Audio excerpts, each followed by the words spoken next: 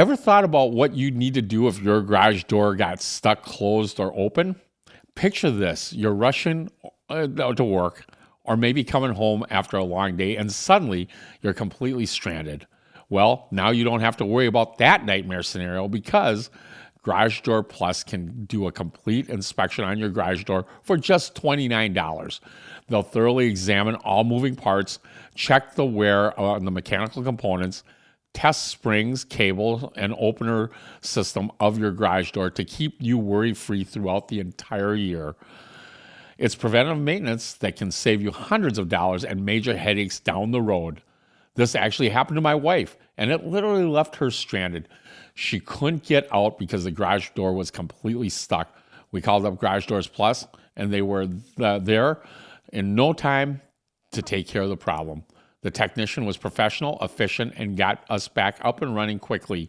Now I have my shop and personal home garage doors inspected every year. It's the best investment I make for my peace of mind. If you want fast, dependable, reliable service, including emergency garage door service, call Garage Doors Plus at 612-760-7551 or find them online at GarageDoorsPlusLLC.com. From working in his family's Chinese restaurant, to bartending, to becoming present-day owner of Twin City Heating, Air, and Electric, my father's true superpower is human connection. Now, he's on a mission to capture the most fascinating stories that make up the Minnesota community. You're listening to the Twin City Tales Podcast. I'm thrilled to have Dr. Stephen Crawford here today, CEO of Experienced Leadership, accomplished author and consulting coach who personally transformed my business. Stephen specializes in helping entrepreneurs build powerful systems and winning cultures through his groundbreaking work in neuroencoding. Today, we're diving into his brand new book that's already making waves, a game-changing guide for entrepreneurs looking to conquer the private equity world. Plus, we'll uncover his incredible journey from streets of Chicago to finding his passion right here in Minnesota. This is going to be an amazing conversation. Let's dive in and welcome to the show, Stephen. Thanks so much. Thanks for having me. Oh, my pleasure. You've done so much great work in the last 10, 11 years for Twin City Heating and Air Electric. It's been fantastic. I'm just grateful to have you on the show. I know your time is busy, and just to make time for us at this time of day is fantastic. What was it like growing up in Chicago? Well, I always hear people tell me, they say, "Oh, Chicago, I love Chicago." And I know anytime I hear that, they have never visited my neighborhood. Because in my neighborhood, it's not a place that you go to visit. It's a place you go to escape. It's just like, and honestly, I say that facetiously, but honestly, you don't know any different. But you go out in the alleyways of the neighborhoods that I lived in, and it's just, the smell of different things that are going on, and the nightlife. We thought it was firecrackers most of our life growing up, but they're actually gunshots. It was so funny because on the end of our corner, on 74th in Maryland, there was a police station, and they actually start saying, "We don't think this is safe enough for our police," because they kept there's all types of things that happen. So they moved them about 2 miles east to get away from the neighborhood. So like, what does that leave us? Many people will know, and maybe some of your listeners will know the story of Good Times, where they had this really sad situation of the family that lived in the projects of Chicago. Now, if you're watching that show and it's entertainment for you because you're from, central Minnesota, or you're from, South LA or something like that. So, oh, that's really interesting. Those people live that way. But we were laughing at them, and they had all types of jokes and everything. I live right down the block from JJ. No one was ever laughing at me. I could say dynamite all day long, and no one really cared. It's just like So I'm when JJ had a hard day, I wanted to cry for JJ, but there was nobody crying for me. No, I'm just kidding. But no, in all honesty, people from Chicago. It's a fast-paced city. there is some territories that you want to stay away from and stay out of. And we grew up in that area, in that arena. And so honestly, moving to Minnesota was one of the interesting things of my life, because when I moved here, I had no idea. I just got on the bus and I would drive. I would get on the bus downtown Minneapolis and drive the 5 all the way to the Mall of America. And then I'd get off the Mall of America and I'd drive it all the way downtown. And I would get on the 10 on Nicollet and I'd ride the bus all the way up to Northtown. I would be going all over the place. And it was just something about being in a place where I didn't have to be afraid of where I was going and what I was doing. And maybe there are some places in Minneapolis you might want to be concerned about, but to me, it just felt like a relief. Just the whole atmosphere and energy was different. And the place, so I actually, from early on, really connected with Minnesota when I moved here. So basically, this is for the audience out there. This is not a public service announcement to not visit Chicago and travel to Minnesota for tourism. No. I absolutely would say visit Chicago, but you might want a map and you might want to put some circles around the areas that you might want to stay away from. That's all I would say. Absolutely. I love Chicago. Just so much to do there. But what brought you to Minnesota then? Well, honestly, when I told my mother I wanted to go to Minnesota, because I had a friend who had moved here, she told me, you better go to school. So I actually started here by coming to school. But that really wasn't my real agenda. My real agenda was to get out of Chicago, to be honest with you. I mean, it felt good not to be shot at, what I'm saying? No. And we make light of it now. And a lot of people in Chicago, they'll tell jokes about some of the violence and everything else like that. When you live through it, if you don't want to cry every day, you laugh at it. So we have a lot of funny comedians, Bernie Mac. I mean, you take the amount of comedians that come out of Chicago, it is amazing. Sometimes in the worst of situations, everywhere there's tragedy, opportunity lies. And the ability to come out of it laughing and joking, that's just part of life. And so there's a lot of that happens in Chicago as well. Yeah. And you came and you went to the University of Minnesota. No, I went to North Central University. I wasn't good enough academically to get into any of you got to go to a private school where they will take your money over your academic achievements. Because realistically, growing up, didn't really feel like I was really that smart. I mean, I knew I had some insight into some things, but I really wasn't that smart. But it was in college.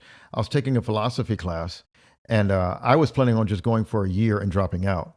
But truth be told, I was trying to act older and more mature because I wanted to be respected. Back then, and my friends will tell you, I used to wear suits to class. I was trying to really be, sophisticated and impress sometimes older ladies or whatever it was, I just trying to act older. So I took a philosophy class trying to act older. And I got there and I thought I was dumb and stupid most of my life because I was treated that way by teachers and there wasn't really a lot of respect and a lot of support in the education at Chicago Public Schools. And so I write a paper and the guy calls me up to the front and I'm saying, oh, I'm in trouble. He's going to complain about my grammar. Oh my gosh. He pulls me up to the front and he says, son, you have something special here. He says, you're actually, the way you think, it's not traditional academic, but it's very systematic. As a matter of fact, your understanding of philosophy and the concepts and how things work is really, really impressive. I just want to talk to you about this because there's probably some recommendations I want to give you as far as an academic path that's going to be more suitable for you. And he says, and honestly, I would have thought that you had either copied or cheated, but your grammar was just so abysmal that there was no way a smart kid wrote this. No, he didn't insult me like that. He kind of tongue in cheek did mention that he knew it was me who wrote the paper. But the fact was, it was my first understanding that it wasn't so much math was never going to be my forte, but understanding how the world works and how philosophy works and how systematically people think things, it was a natural gift. And actually, I started taking classes that more reflected critical thought and philosophy. And I actually started excelling in education when I thought I was about to drop out. Wow. Yeah. I mean, I over the years, I've got to hear some really good stories from you. And one of the things that I've been impressed with is your ability to do sales at a high level, understanding the human brain. And I'm sure that comes from some philosophy, some of that stuff. But how did you decide to go from doing philosophy at North Central, which is where's North Central located? Downtown Minneapolis. Right, downtown Minneapolis. I guess I've never seen the building, but I've heard of it. But how did you go from that to like now you're a business coach? And I know you had some sales in between, like you worked at Nordstrom's. That was it. Yeah. Don't assort John Nordstrom. He'll come and talk to you. He'll say, never say Macy's, No. So, honestly, and my degree ended up was in urban studies because I really wanted to take critical thought and I actually wanted to see how we can change systems to make the world better. So I graduated with urban studies and launched immediately into a career in the nonprofit. But I did say nonprofit, which means I had to create supplemental jobs because nonprofit does not pay like some of the other professions. As a matter of fact, they don't even pay enough. My first job out of college, I was working for a nonprofit, and I was thinking about this the other day because I never considered myself homeless, but I didn't have a home. So, because of college, my housing had expired at the university, so I had to move. So they invited me to leave. And so I talked with the executive director of the nonprofit, and my office had a couch. And for 3.5 months, he allowed me to sleep in the office. And then what I would do is it also had a shower where the gymnasium was, and I would go and take a shower and go back. And it was close by the place where the Minnesota Lakers used to practice. It was their practice gym. Oh, because they played at the Armory, didn't they? In Northeast Minneapolis. So Minneapolis. So it's just like so they had pictures of the Minnesota Lakers. Which was really interesting. So that was my first job. So yeah, $276 a month, which is illegal, by the way, for those of you thinking of hiring someone at that rate. But I had a heart to serve, and so I had to find different things to do. And I found because I understand how people worked, I could really connect with people, and I was really, really effective at it. And so working between Nordstrom, Quest Communications, and some other places, I was able to somehow eat in addition to do all the good I wanted to do. But ultimately, to answer your question, how I transitioned from the nonprofit, eventually I started working for an organization called Urban Leadership. And we had somehow in order to train other nonprofits, secured from the Eli Lilly Foundation an incredible endowment that they were paying us. They were giving us a lot of money in order to do that. And by that time, I became the executive director. I was leading the organization. We grew from about 12 to 60 employees, and we were kind of building out this national blueprint. And we had started an office in Colorado and one in Chicago. And interestingly enough, when the stock ripples, corporations, their priorities change. Absolutely. That's a safe way to say it. So they had to reprioritize. Right. And because they're a for-profit company and not a non-profit. Right. Company. Exactly. And so their endowment, the gentleman that was fighting for our program specifically was so emotionally distraught. And he had stories after story after stories that he would share with them about the lives that we were changing. And but he was so distraught. But then he came to us and he said, listen, because the stock rippled in October, November timeframe, he says, listen, if you guys can get an entire thing filled out by December, I can probably get you 3 more years. And that's what he did. And so he did that just in really honor of the people that worked there at the endowment for the Eli Lilly Foundation. I'm really, really proud of the work that we did with them. And we did that and we tried, but then eventually we started to have to take the reality that the bank account was draining. And so we had to let go of some staff. I personally took a pay cut and started looking for outside opportunity. And then I took another pay cut and then another pay cut until I was one of the last 35 people on staff, but I was the only one working for free at that time. And so, but what was interesting is that we were teaching on leadership and vision, and the people of the organization believed in it so much. And people would always talk about millennials and Gen Zers and young people and how they don't do anything. You know, the last 35 people we had on staff, 33 of them were working and saying, we'll work without a paycheck. And they were all millennials. Wow. And so because when people are committed to a cause, when they're committed to a purpose, it really doesn't matter how how much you pay them. And I'm not saying you don't pay people. For all you business owners, you don't pay people, I promise you they will stay home and they will stop showing up, right? But if they can get committed enough to a cause and a culture, it's been my firm belief that you can drive a culture that will supersede any type of economic compensation that you can provide for them.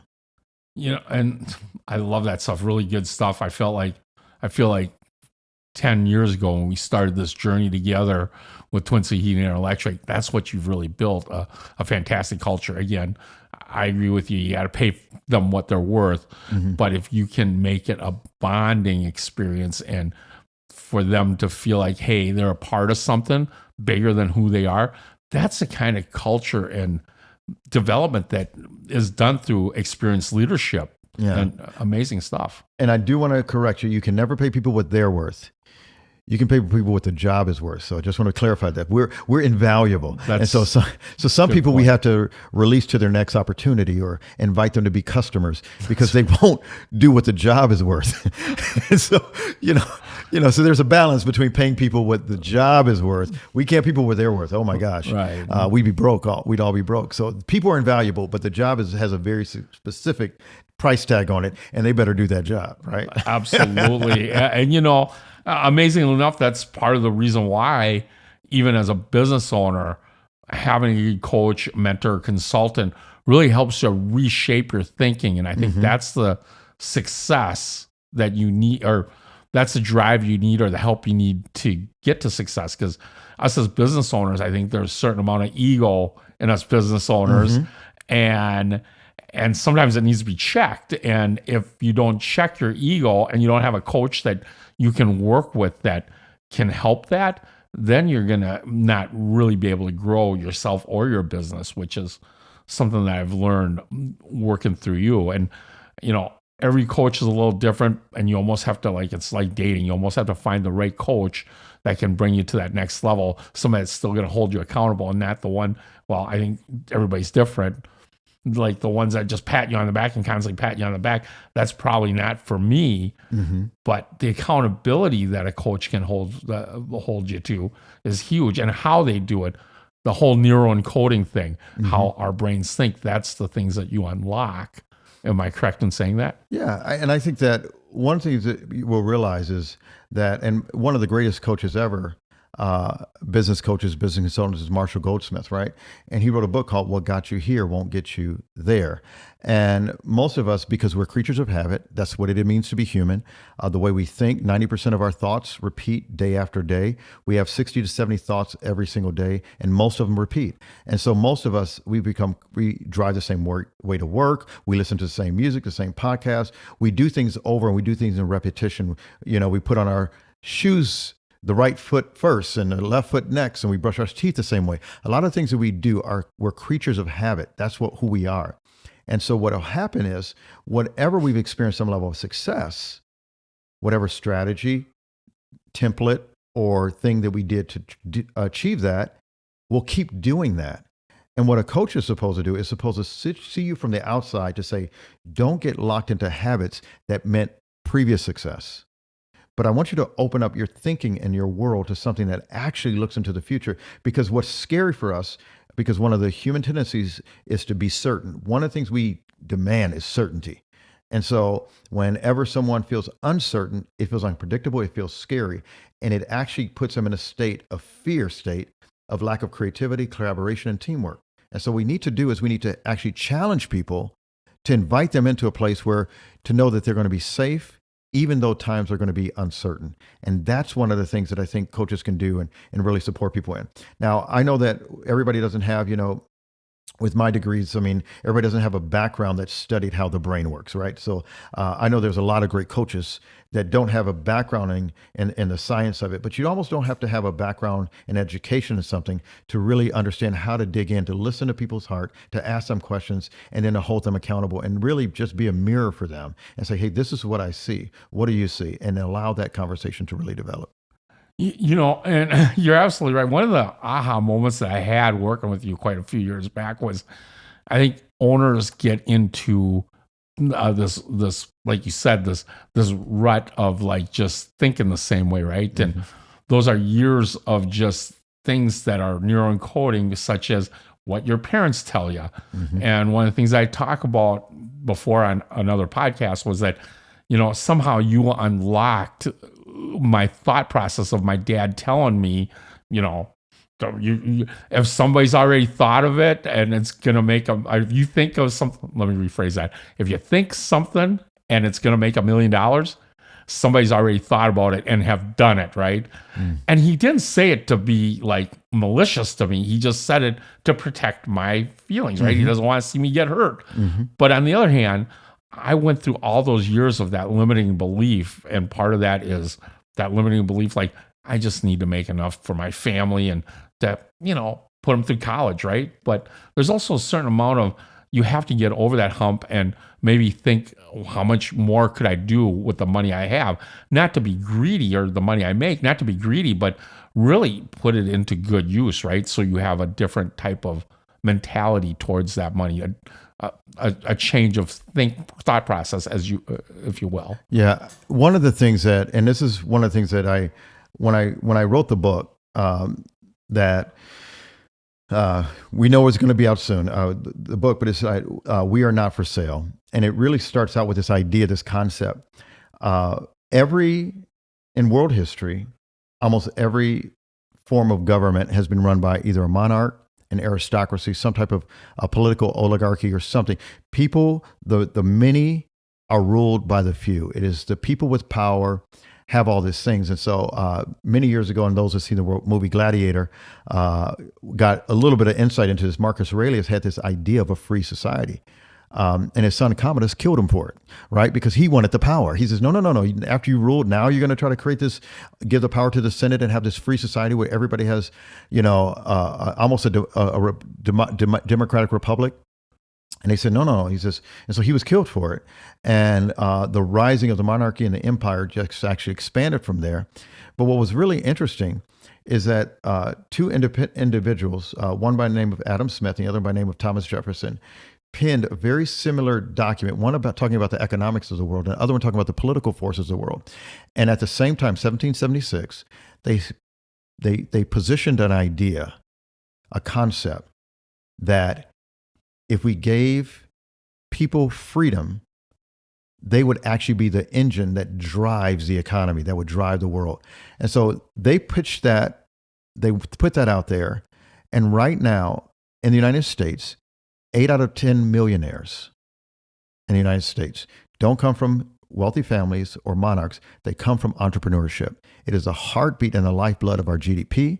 Over 70% of all jobs are provided by small business. It is amazing. And over the last few years, there's been a shift and a change in the way entrepreneurship, the access to entrepreneurship is happening because of many things that I refer to in the book. But ultimately, it's understanding that entrepreneurs are the people that choose to bet on themselves, to put skin in the game, and to try to make things happen, waiting on permission for things to happen. And what's scary for me is in 2025, we have the lowest entry of entrepreneurs since the 1980s.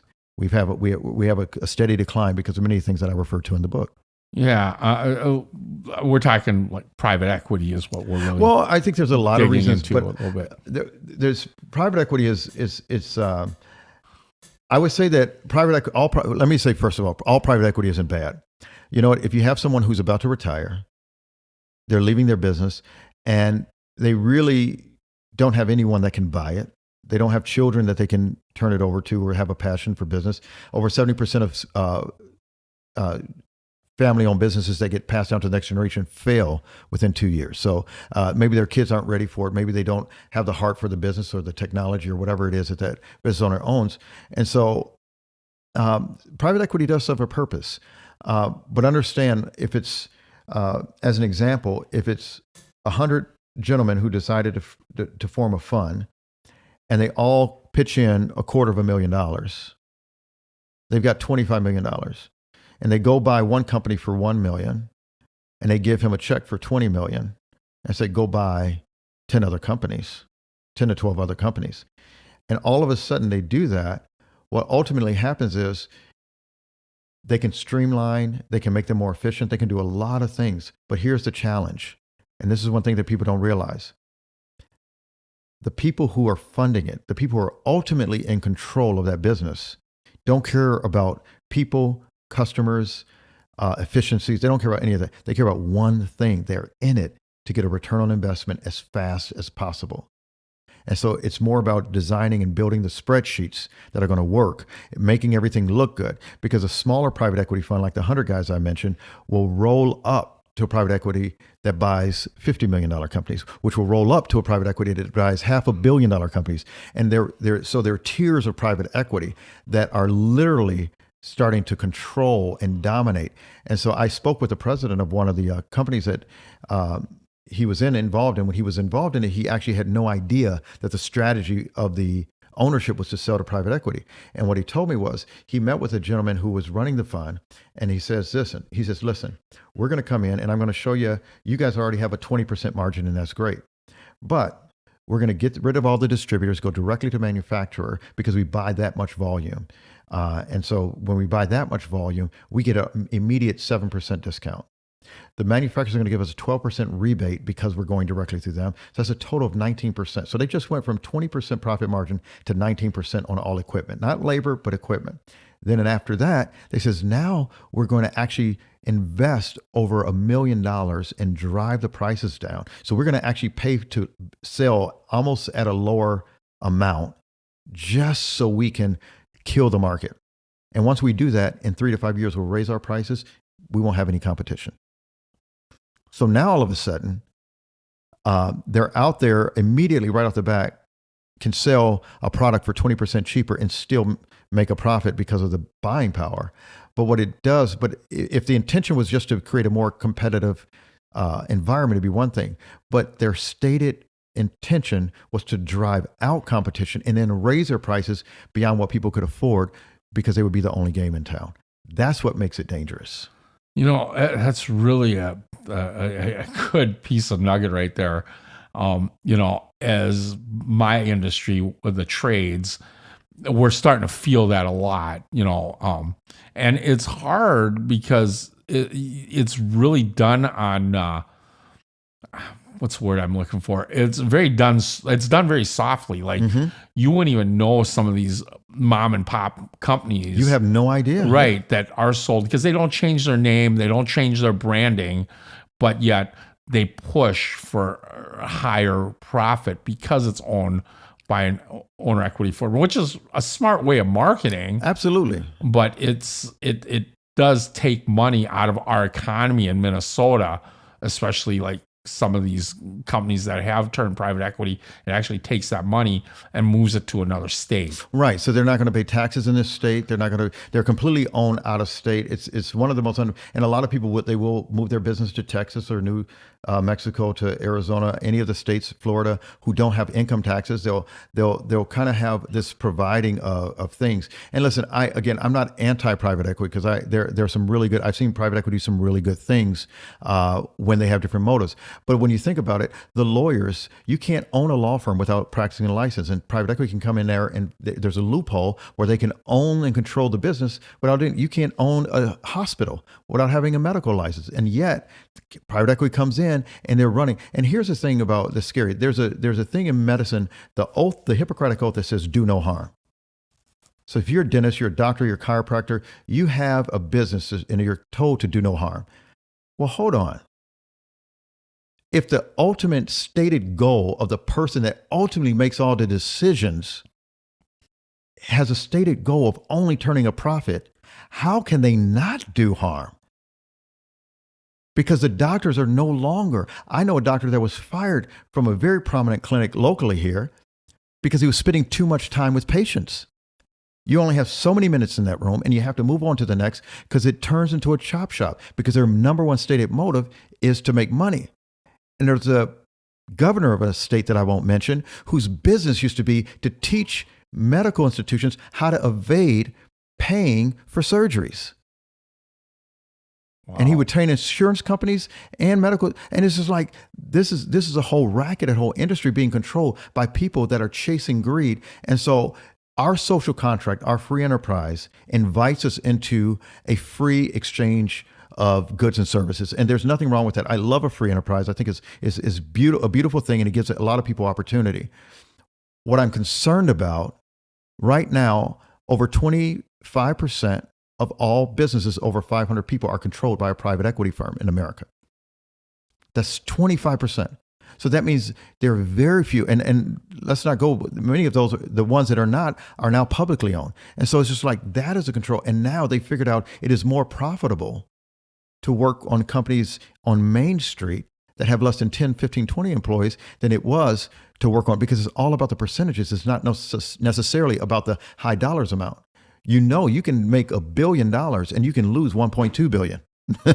So it's, it's not about, it's about profitability, not necessarily revenue at this point. And so when they buy hundreds of these companies, and you have a veterinary clinic that looks like it is, but they own 100 or they own 150 of them, the things that they can do to shape that industry that was not driven by the heart of the veterinarian, that's heartbreaking. Wow, 25%. Mm-hmm.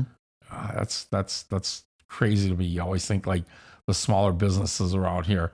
Of all the smaller businesses, you think of like the mom and pop hardware stores. You can take that for example. They're harder and harder to find nowadays, right? I mean, the Home Depot, the Lowe's are taking over a lot of that. Even Menards is kind of like a more mom and pop back in the day, but they're starting to build up in that sense. I don't know their whole business model. Right. But, well, John, and John Menard, he lives in Wisconsin, but he owns a lot of shops in Minnesota, nationwide. And, they do have, I believe, their shop locally and employees. And I do think that's a good idea of a nice business model. I mean, I was down doing a training down in Atlanta for Roger Penske's team. I was one of the vice presidents in Penske. And both of them, John Menard and Roger Penske, are friends. Well, of course, not a lot of people have that level about their money.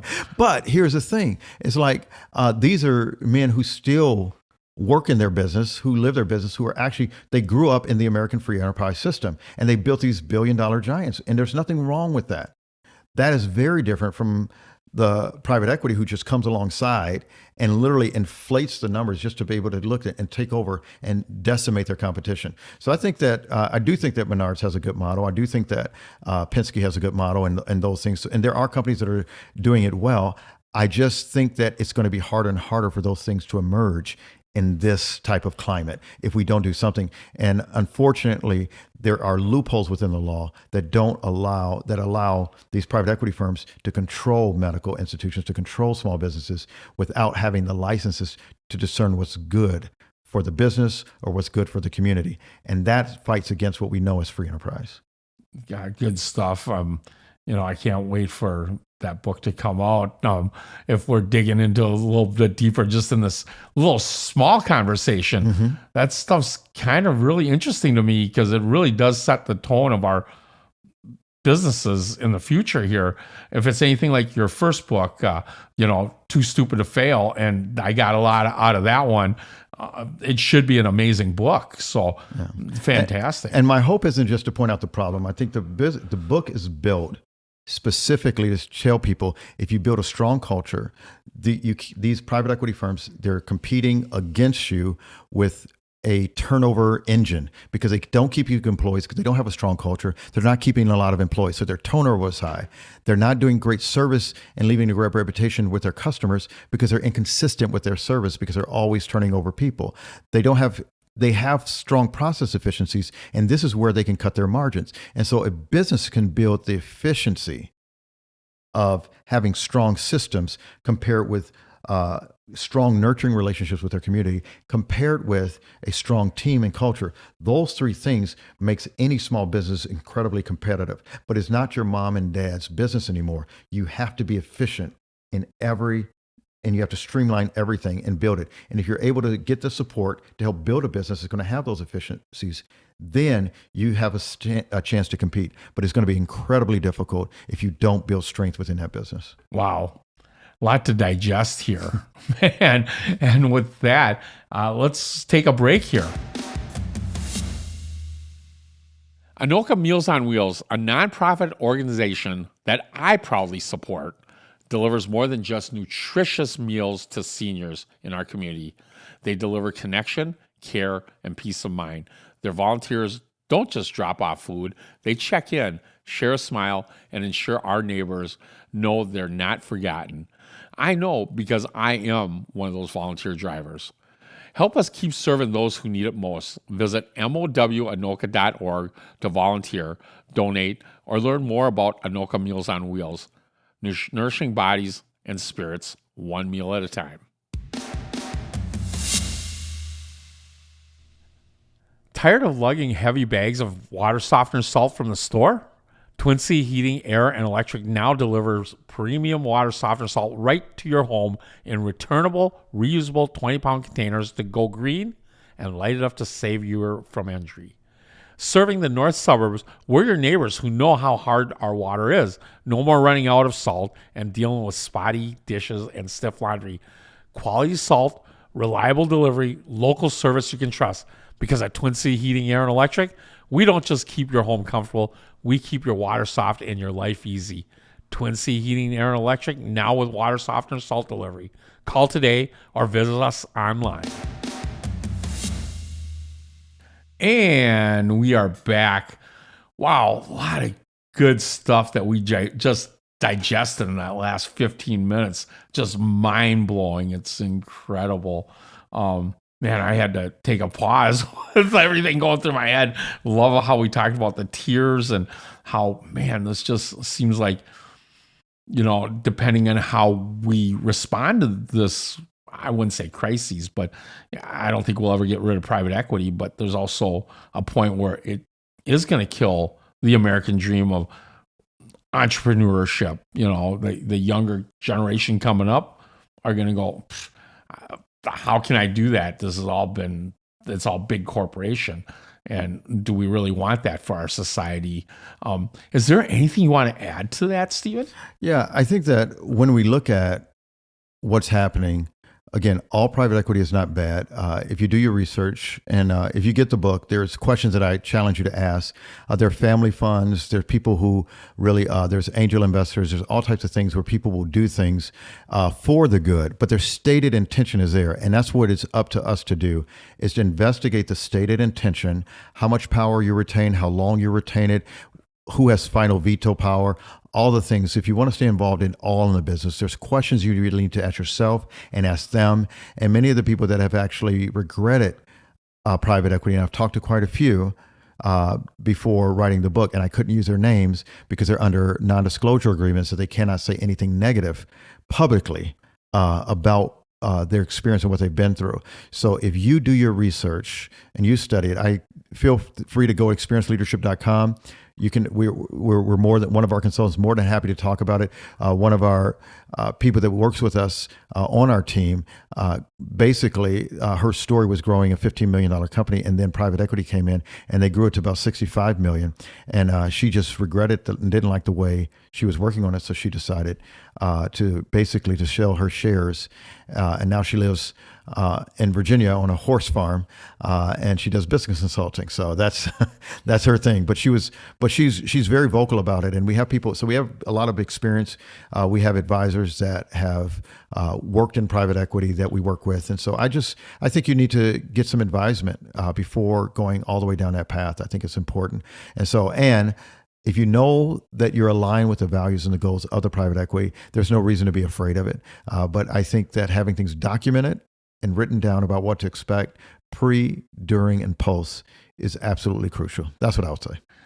They do make it sound pretty amazing. I get offers almost every day through email or even phone calls, and it's very tempting, but I still have that dream of making sure that we stay local. I have a great team of people that, really have bought in from the culture you've helped us create here. And, I truly do care about our team members and our clients, but it starts with our team members. You have to have the team members care and us care to be able to make sure our clients are taken care of. And if you make it just a number, the clients aren't getting taken care of. Absolutely. Because the clients just become a number at that point. And they'll feel it. I mean, the clients feel it. I mean, sometimes it's too late because the mom and pop shops have all been run out of business before they start to care. But if you go down the street and look how many veterinary clinics that are existing now that weren't there 10 years, that were there 10 years ago that are no longer there. If you look at how many dental clinics that now have national brands and all the dentists that are no longer, they had to go get jobs working for some of the national chains because they're just not there. Even law firms, what is happening. It's not that it's necessarily bad or good. It's just something was worth observing if we want to defend a free enterprise. Very, very, very, very amazing. It's a lot to think about, especially if you're a business owner out there. You're just trying to get started in a business, for our audience that are listening, that's like going, I've been thinking about starting a business. What do you have to do to navigate that and, know your industry and what that private equity even looks like in your industry? Just really amazing stuff. And yeah, and well, this is the part where I bring you to a couple surprise photos. So we found a couple photos of you, and this one is you for our audience looking. Boy, he was a cute kid. What happened there? Well, oh my God, I think it might be my brother that was 13 months older than me, and so I don't know how he got clipped out of the picture because he was really the shining star. So when I look at that picture, I know that hey, I used to have a moneymaker. There we go. And here's you at about 10 years old, 8, 9, 10? That looks just about 10. I think that was right. Okay. Yep, where my feet was bigger than my head. Yeah, they used to call me Bigfoot because I had a size 10 shoe and I was only 10 years old. Wow. And so, but thank God they stopped growing. I stopped at 11. So, but yeah, oh my gosh. And then, oh, man, you look dapper there. You look like you just got out of college, maybe. And that was before I started dyeing my hair. No, I'm just kidding. Look how dark it is, how rich and full it is. Oh my gosh. I think your daughter was just born at that point. Yeah, so that would have been over 16 years ago. Wow. So that's wow. So, but sometimes you got to work hard to kind of keep the young look. But boy, I tell you, they make it. When I see stuff like that, it makes me want to say, all right, what's the reverse surgeries that they do nowadays and make you look? I want to go back. I want to go back. I think even the hairline is a little further out than it is now. Oh my gosh. So I feel like this was a time before you got into coaching. Yeah, so I was still in the nonprofit sector, and I can tell by the kids behind me. That's probably I'm taking my daughter to probably Legoland or something like that, and so she is. She does not go to Legoland anymore. She's a little more independent. Doesn't quite have her driver's license yet, but boy, oh boy. Like I said, the beauty of my kids is they're both smarter than me, so I'm not worried about them. I'm scared about me. You know what I'm saying? They outthink me every single time. And and you get to a point where you know that they're smarter than you, especially in certain stuff, because Dan, the man behind the camera, he's the one that knows all this stuff about making this podcast look good and all the lighting and the directing. But yeah, so I'm appreciative of our kids being smarter than us. But looking at this picture, like 16, 17 years ago, if you can go back and give that man some advice, what would it be? Fail faster. Fail faster. I tripped and struggled. I was so busy trying not to fail that I would trip and slip and fall and mess up and try again and all these things. And it's like, I think the advice that I think came from Watson, who invented or started IBM. He says, if you want to succeed, double your rate of failure. And that is the easiest thing to hear, a harder thing to live out. I mean, your heart just pounds every time you think, this is it. Oh my gosh, if I fail this time, this is going to be it. Everything's going to fall to the ground. But I really wish I could have convinced that young man that it's going to be okay. Just go ahead and let it fall. And you cover a little bit of that in your first book. Yeah, absolutely. And that's honestly the premise of the first book. I was just so afraid to fail that I was using all of my intellectual resources to resist navigating down that path. And the people that I knew that were incredibly successful, they just had this sense of willful ignorance. They just chose not to see. They saw failure coming and they just acted like it wasn't there. And they just kept going anyway. And they would come and things would crumble, things would cripple, but because of the intensity in which they attacked it. And I said, man, I need to model that. And that was one of my choices, which is obviously why I wrote the book. I admire that within people that they can just stick to their direction without getting knocked off their horse. They say, you know what? Failure is part of the process. And you fail first, you fail forward. And then I'm telling you, what's in front of you, it's unstoppable. It's inevitable. My analogy when I read the book was basically, you get socked in the face and you're in a fight and it's like, it hurt a little bit. I'll just get back up and do it again until you totally get knocked out. But somehow you still just get back up like, it hurt a little bit.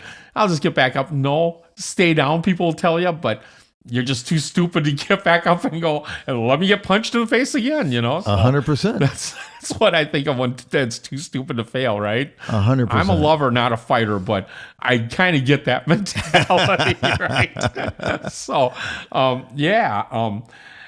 one of the closing questions that I always love to ask my guests is, if you can listen to somebody on this podcast, who would it be? I love hearing from founders. I know you've been to some of my events where we had, Jennifer Smith, and may she rest in peace. She passed away, but she was an entrepreneur who started from zero and built over $100 million company. Then we also had Tina Power, who basically built a consulting firm that did resource management or staffing to over $90 million. And so I love people that have start out as founders. Founders are a really rare breed. And I think if I'm thinking about it, I love founders who are growing fast. So when I think of even some of the founders I've worked with that have built significant business, I think of Ari Pinkerton from Ari Mation Robotics, and he basically started with nothing. And I hope I don't get in trouble for this. Saying the word Tesla, but he was working for a company that Tesla bought out. They bought out a lot of engineering firms. And people that were in the life science and medical device and other type of industries are now building cars. For him, that was a travesty to the life science industry. So he says, no, I'm not going to do it. And they promised them really big buyouts if they would just stay for 3 years, 5 years. And he left on his own, and he threw his hat in the ring. And he says, you know what? I'm going to build this. And now he is one of the most significant life science firms in the country, where he's working with all types of partners like the National Institute of Health and like Gore Technology, and all the people that he's working with there. He's helping them build machines because he has the skill and ability, and their team has grown. And a lot of people have joined him over there because they've learned that, you don't want to sell out your dream for a paycheck. Oh, for sure. Yeah. Oh, And so that would be my recommendation. Getting Ari on this. If you can get him over here, I know he's busy flying all over the world, but I think he's a gold mine of information. I've gotten a chance to meet him. I had good conversations with him right here in Minnesota. He was at a couple seminars with me, and man, what a great guy. Yeah. Just an interesting guy. I've got to get him on. That's fantastic. Yeah. Good stuff right there. So this is the part where I really appreciate everything you've done for our company and for being you and coming on this program. So the first thing I got to have in here is a very small little trophy, just a thank you for being on our show. Really appreciate everything you do for us. Thank you. And then the second thing is, I love the story that we've talked about, and these might be worth some money sometime. You know how hard it is to find a Randall Cunningham, Minnesota Viking card? Oh, wow. It was nearly impossible because he was only with us for a few years. Yeah. And it's hard to locate one of those, I'm telling you. Oh, my gosh. And you had a great story about Randall Cunningham when you were younger in Minnesota. Yeah, when I was working for Nordstrom, I was sitting there, and I didn't know who he was initially, but he worked over to the men's furnishing department. It was him and Chris Carter walked in, and They were getting some suits and some ties. And we had a conversation because I was took him over there. He was about six. He's about 6'1", 6'2", I believe. He's not super tall like one of the giants, but taller than me, obviously. And he said, "Do I need an extra long tie?" I said, "No, you're fine with the regular tie." And we got to talking, and he just asked me my story and really, really got personally interested in me, and just started saying, "Well, Chris and I used to work together in Philadelphia, and I was a retired football player doing some carpentry work in Henderson, Nevada, where I lived. And Chris calls me and says, Rando, I think there's an opportunity for us to do something special here in Minnesota." And I said, and he said, he had to be talked off into it, but he showed up. And let me tell you, that 16-1 season where it was Chris Carter, Randall Cunningham, Randy Moss in that season was really, really interesting. And he did share his faith with me, and he says, I'm gonna go out to the store. He went out to the Barnes and Noble and picked up a Bible, and he wrote his personal phone number in there. He says, "I live in Henderson, and this is my number. Still remember 702 area code." He says, "If you ever need anything, give me a call." So it was just a beautiful story where I got to meet Rando and just really have a really deep conversation with him. So love that story. And getting that card was a little more difficult, and then of course your Chris Carter card. So, and absolutely, the last thing, because you've done so much for me, I got you a little placard, and it is a coach placard, and how much I appreciate your coaching wisdom over the years, and it means a lot to me for you to come on the show and share your story and your new book. So absolutely. Well, I appreciate it. I mean, and I honestly thought I was about to get a box of coal, so or a box of salt, So it's. I am pleasantly surprised, and I'm not walking home with a tub of salt, but some really, really very nice gifts. So thank you so much from Twin City Tales. I love it.